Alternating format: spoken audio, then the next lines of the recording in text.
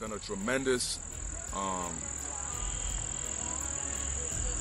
initiative called Liberia Heals that we've been documenting these few months, and we have more people to give testimony of their trials and tribulations, how they were able to endure, through our past civil unrest. Well, Trokon Dennis, in brief, can you tell us a little bit, summarize Trokon Dennis, your life, a brief summary of how, and then we can move it, take it from there. Okay, my name is Trokon Dennis. I was born in Montserrat in 1974, June 10. And I joined the revolution when I was 16 years old, 1990. And I fought a tedious battle for 7 years before joining the National Armed Forces of Liberia. And I was captured by the multinational forces, tied and kept in the ends for 11 hours. And I still survived. And right now, after the war, I want to disarm. I went through a vocational where I learned about waste management. Right now, I'm an environmental engineer, working up things so that the other youth can follow the same suit.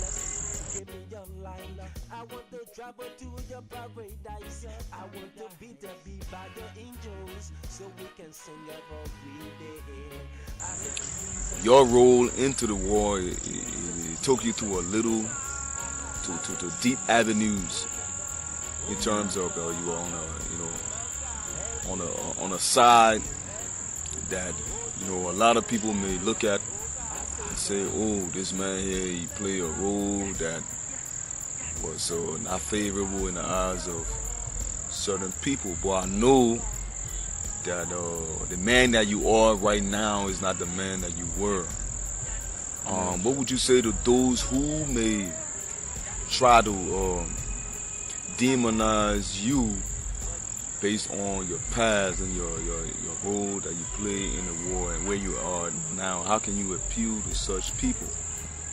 Well, I can appeal to them by saying that the war came in Liberia, it was not my fault, and there was some international connection that brought this war from the USA, and they make a plan to come to Liberia to onset the late Samuel Doe.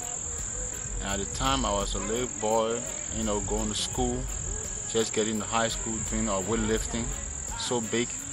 And the war started at the Butu border. And the rebel was the fastest in the world. It came as far as Kakata, which is about 100 some more kilometers from Monrovia, where I live.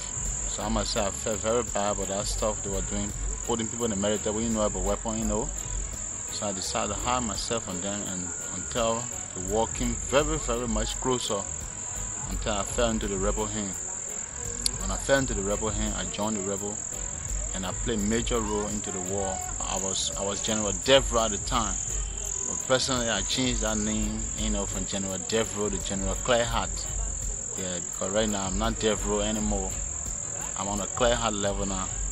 So I just have to give God the glory that Liberia today, we that participated in the war, some of us, some people went mad because of some of the things they saw.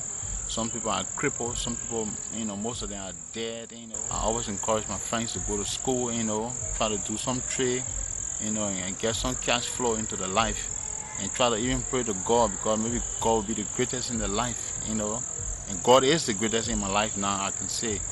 God is the greatest in my life. God has changed my life. My life has been transformed. People who used to run from me, now they are walking to me, shaking my hand. People cannot even believe it. I was never going to move a weapon in my whole life.